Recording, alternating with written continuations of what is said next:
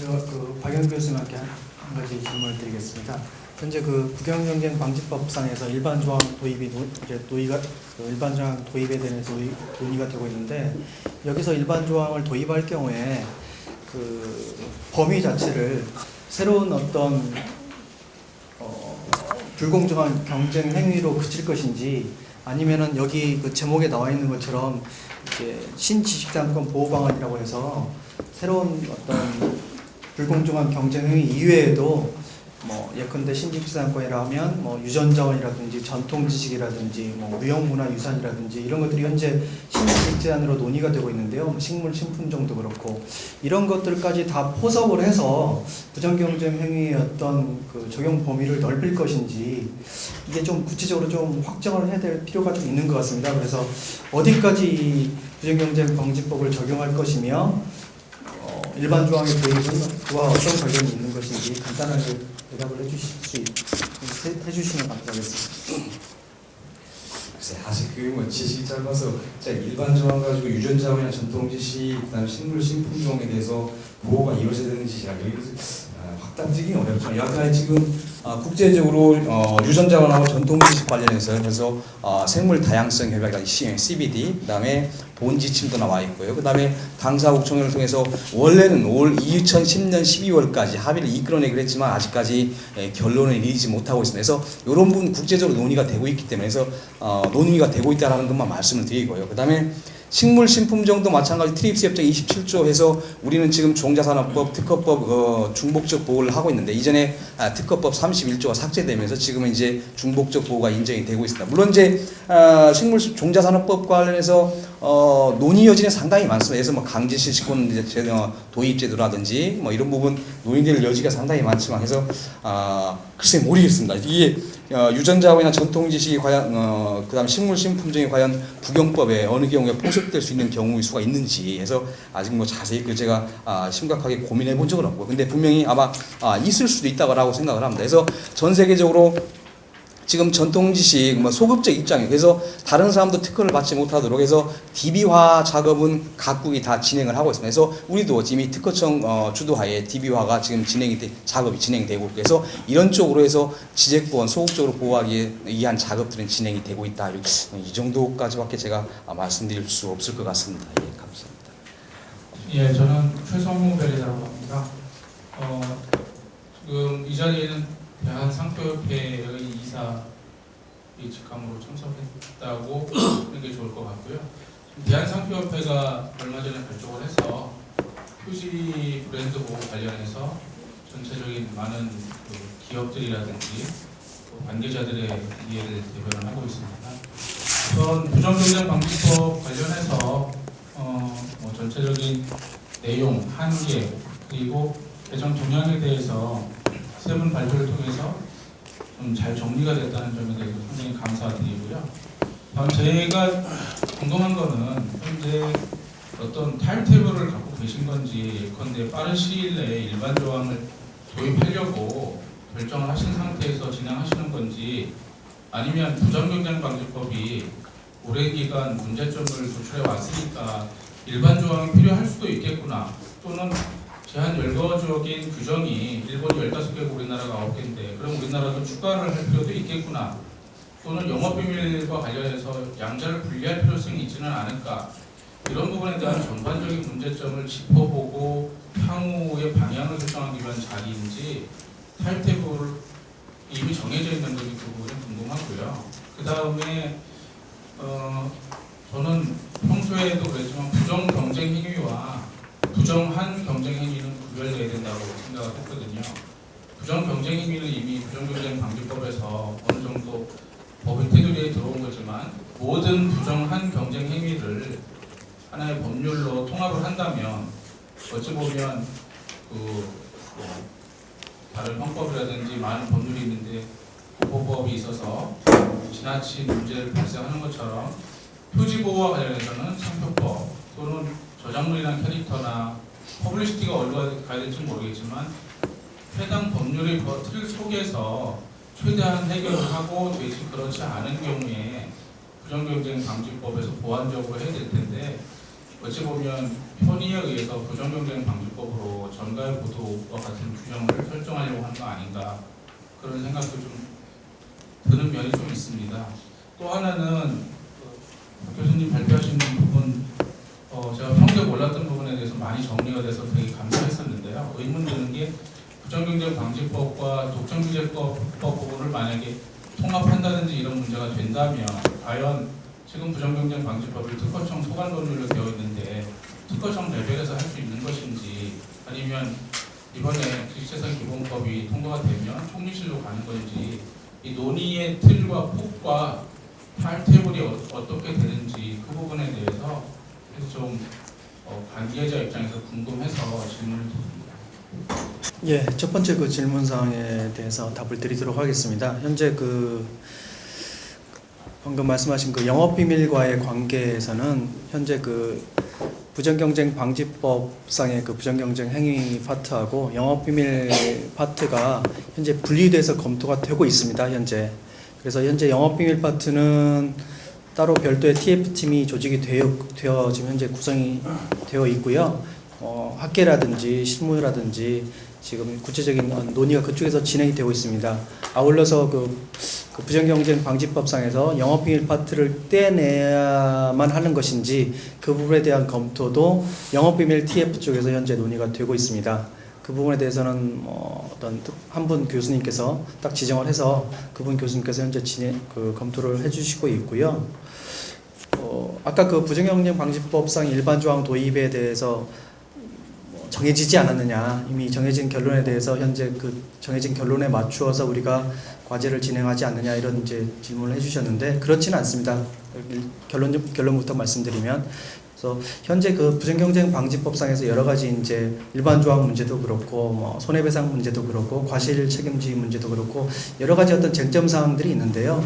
그런 쟁점 사항들 전반에 걸쳐서 한번 지금까지 논의되어 왔던 어떤 견해들을 종합적으로 한번 검토를 하고 이참에 한번 그에 대한 개선 방안을 한번 검토해 보자라는 차원에서 이런 지금 현재 논의가 진행되고 있습니다. 그래서 그 부분에 대해서는 과제를 진행하면서 또 다른 어떤 일정을 통해서 각계의 어떤 의견을 수렴하는 절차를 거칠 거고요. 이제 지금 현재 처음 단계이기 때문에 많은 의견을 또 제시를 해주신다 그러면 그런 어떤 의견들을 종합을 해가지고 저희 작업을 하는데 좀 도움을 얻고자 하는 차원에서 이런 자리를 마련했습니다.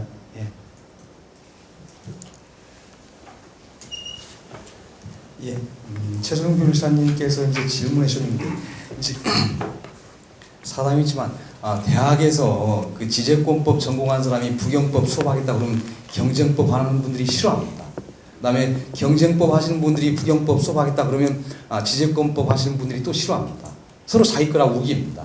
그래서 지금 이제 어떻게 보면 부경법이 미운 오리 새끼가 돼버렸는데 아까도 말씀드린 것처럼 우리 이제 입법 과정을 보면 여하튼간에 입법자가 지금 이제 미국식 모델도 있고 독일식 모델도 혼재되어 있다 보니까 상당히 어렵습니다. 이제 아까 이제 지적해주신 것처럼 그나마 그래도 상표법은 특허청 관할이니까 이제 어떻게 해보겠는데 예를 들어서 독점규제법 같은 경우는 공정위 관할이기 때문에 상당히 제가 생각할 때 이전에 논의할 때도 그런 얘기가 나왔었어요. 그래서 경쟁법 하시는 분도 모셔서 같이 해야 되는 거 아닌가. 논의만이라도. 근데 아마 정부기관에서 아마 이렇게 개정하기는 현실적으로 제가 생각할 때 쉽지 않아 보입니다. 그럼에도 불구하고 학계에서는 대체적으로 여하튼간에 부경법하고 독점규제법하고 이런 부분들은 일정 정도 조정이 돼야 된다.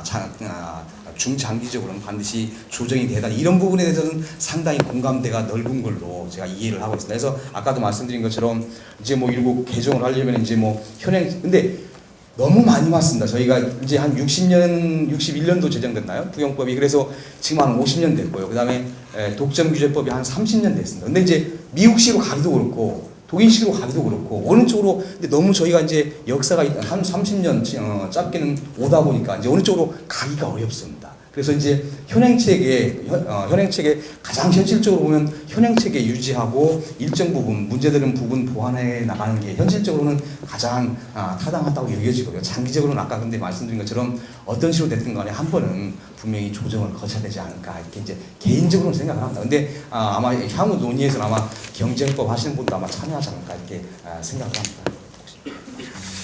지금 그 순서가 일반적으로 우리나라 그 지식재산권의 특허법들이 많이 있는데 그게 그 제대로 보호가 안 되고 있습니다 실제로. 특허법 같은 경우에도 그 영세한 뭐 개인 발명가라든가 이 중소기업 이런 그 기업들이 그 특허권이나 이런 그 디자인권이라든가 뭐 다양한 이런 지식재산권을 침해를 하더라도 그 사람들이 거의 보호를 못 받고 있어요.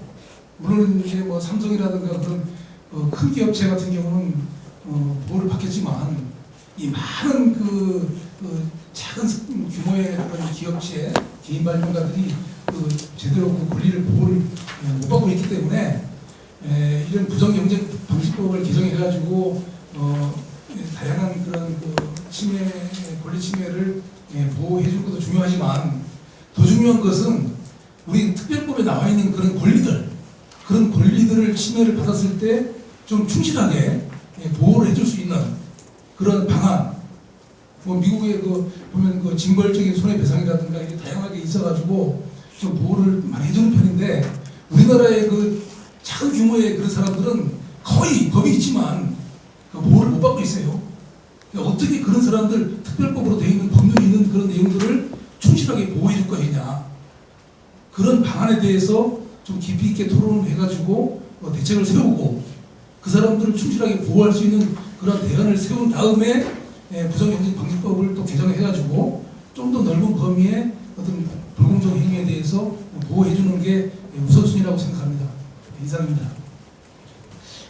제가 볼 때 지금 우리 사회에서 부정경쟁방지법에 대한 이슈 그리고 신지식재산권에 대한 보호 이슈에서 정말 우리가 인식해야 될 정말 중요한 아젠다가 있다고 생각이 듭니다. 그래서 오늘 오늘 논의하신 내용이 에서 약간 벗어난 주제인데 꼭 말씀을 드려야 되겠다고 생각이 들어서 손을 들었습니다. 저는 이제 이쪽에 컨텐츠 쪽에서 거의 한 30년 정도 필드워크를 해왔습니다. 근데 현실적으로 보면 이게 전부 그 독점 규제법이나 부정경쟁 방지법이나 공정거래나 이런 이슈에 전부 다 부딪혀 있다고 생각합니다. 다시 말씀드리면 우리 사회가 지금 이 순간까지도 전체 이 가치 사슬 구조에서 기기 사업자들, 디바이스죠. 기기 사업자들이 다 대기업들이죠.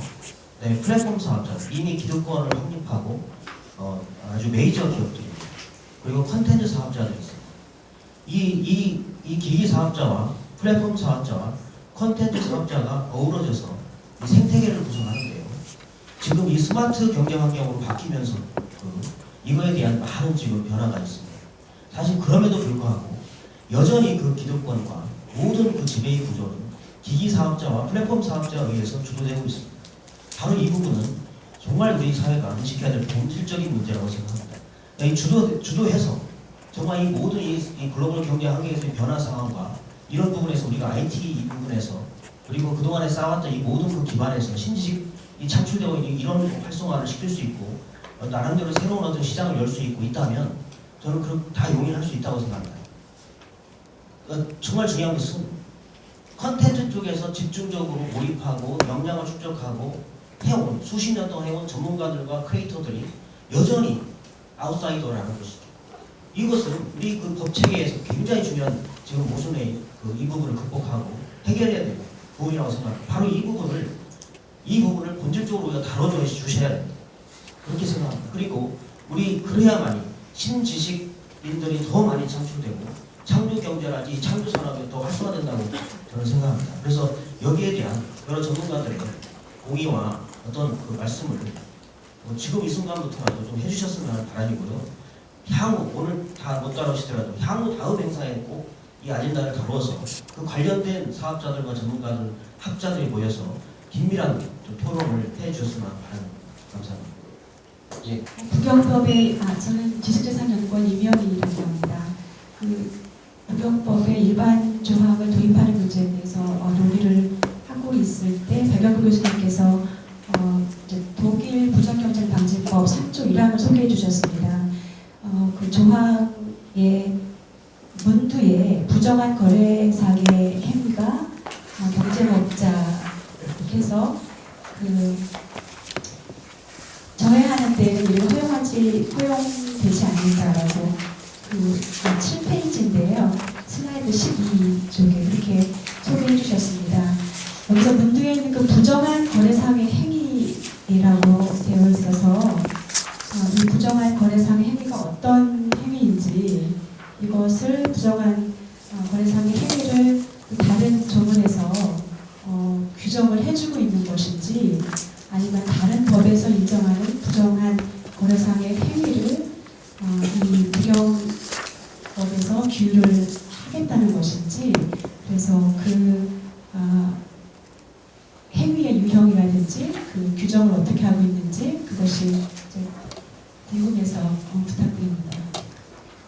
정의 규정은 없습니다. 당연히 없고요. 그래서 법원에 의해서 모든 게 결정되고 있다라고 보여지고요. 그다음 결정되고 있고 그다음에 대신에 이제 그 아까 3조 1항이라고 그랬는데 4조에 보면은 11개의 항목에 걸쳐서 대표적으로 부정경쟁 행위에 포섭될 수 있는 행위들은 규정을 하고 있습니다. 그래서 예를 들어서 두 번째 항과 세 번째 항 같은 경우 경쟁 행위로서 광고 특성을 위장하는 자 이런 행위 유형들이 제시가 되고 있습니다. 그래서 이런 그 12개, 11개의 행위 유형 외에도 아마 법원이 제시하는 다양한 행위 유형도 아마 지금 아까도 제가 발표할 때 말씀드린 것처럼 법원에 의해서 축적된 판례가 아마 수만 건은 될 겁니다. 아마 이게 특이하게도 우리는 대륙법계지만 독일도 마찬가지고요.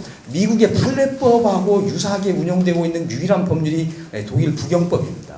그래서 판례에 의해서 모든 게 결정이 됩니다. 그래서 판례가 축적된 판례를 제가 지금 아까 이제 5개 유형으로 남았는데 그건 학자들 생각입니다. 학자들이 봤을 때 5개 유형 혹은 3개 유형으로 나눌 수 있다. 근데 여기에 포섭되지 않는 다양한 유형도 많습니다. 근데 이제 여튼간에 구체적으로 법원들이 그 사안에 따라서 행위들을 제시를 하기 때문에 그런 유형들의 좀 더 그 목록화라 할까요? 뭐 카테고리별로 이렇게 분류한 작업들은 앞으로도 계속 필요할 것으로 여겨집니다.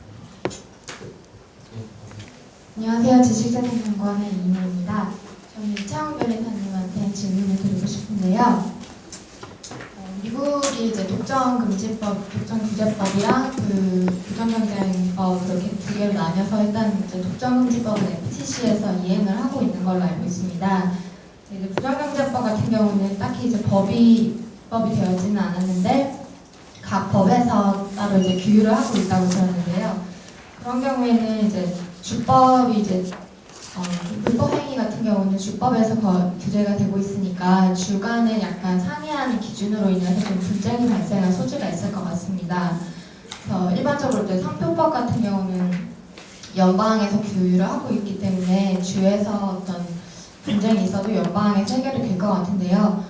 부경법 같은 경우에서 부정한 경쟁 사건인데 주법에서 다른 그 기준으로 인해서 분쟁이 발생한 경우에 연방에서도 그 부경법이 없어서 그런 어떤 그 판단을 할 때 기준을 제시하기가 좀 어려울 것 같습니다. 그래서 신지식재산권이 많이 도출이 되고 있을 때 그런 거를 이제 각 법에서 규율을 하기는 조금 용이한 면이 있지만 분쟁이 있는 경우나 또 다른 상이한 기준으로 인해서는 좀 더 많은 분쟁이 생길 것 같아서요. 이런 어떤 문제점을 해결하기 위해서 미국에서 어떤 논의하고 있는 바가 있거나 아니면 움직임이 있는지 또 사례가 있는지 그런 것이 궁금합니다.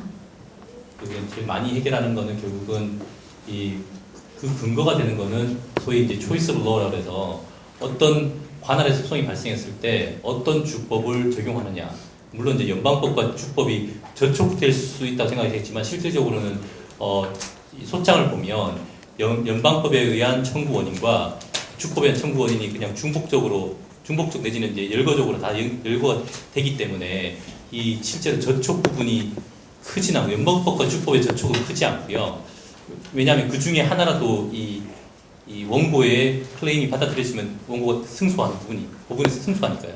이제 더 큰 부분은 그런 부분들을 악용해서 소위 포럼 쇼핑을 하고 이제 자기들이 유리한 관할에서 소송을 제기하고 그렇게 하는 이제 변호사들의 어떤 스킬을 부분이 문제가 되는데 그런 부분은 이 부정경쟁 행위에서만 문제되는 게 아니라 미국의 연방제도에 근거한 근본적인 문제이고 다만 미국은 그것을 바라보는 시각이 그럼에도 불구하고 우리의 연방제도는 그 실보다 얻는 게 더 많다 하는 기본적인 믿음에 출발하기 때문에 그런 부분들은 일정 부분 문제점을 그냥 놔두고 있는 부분이 있습니다. 그래서 그 부분들은 연방법에서 그 부정경쟁 행위만을 대상으로 삼아서 이런 이 저촉 문제를 해결하려고 하는 부분은 별로 없고요. 일반적인 이 법 조촉에서의 초이스 로우 문제로 접근을 합니다.